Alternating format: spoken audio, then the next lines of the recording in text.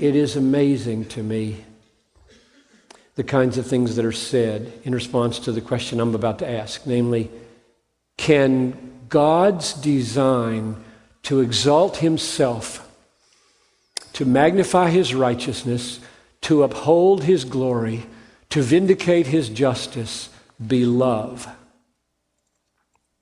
Because in the secular mindset, and so many Christian heads, that emphasis doesn't sound loving. God's self-exaltation doesn't sound loving. Now, let me give you an illustration from 10 weeks ago on NPR. Fresh Air, Terry Gross, interviewing Eric Rees, who has written a book entitled An American Gospel. She asked a very pointed question. She obviously had read the book, and she said to him, on page 28, you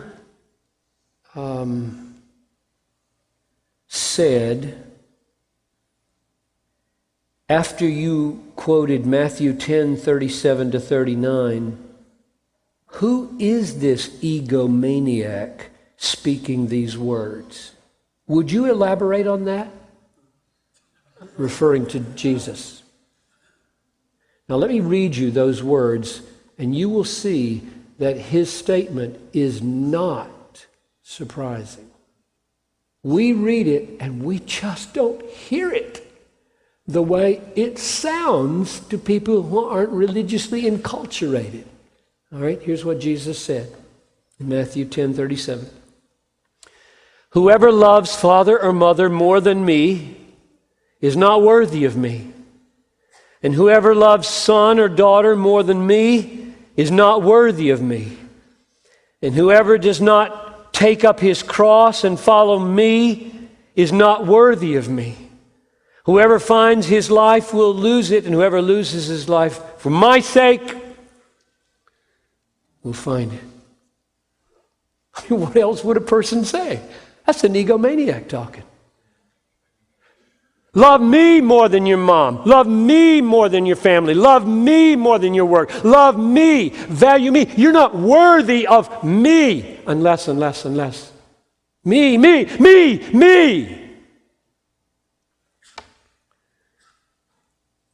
He answered like this. It's a direct quote. Well, it just struck me as, who is this person? Speaking 2,000 years ago, a complete historical stranger, saying that we should love him, who are incapable of emotionally loving, more so than we should love his own father, our own fathers or sons. It just seemed like an incredibly egomaniacal kind of claim to make. So whether it's the Father on the cross magnifying his own righteousness, or whether it's the Son of God on his way to the cross magnifying his own superior worth, it's a good question.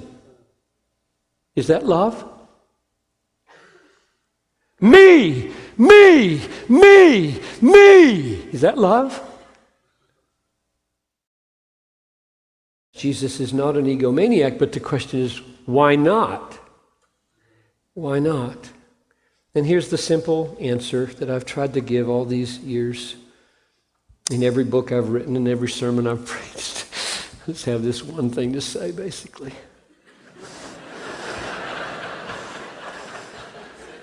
So I could just leave tonight and somebody else could speak tomorrow.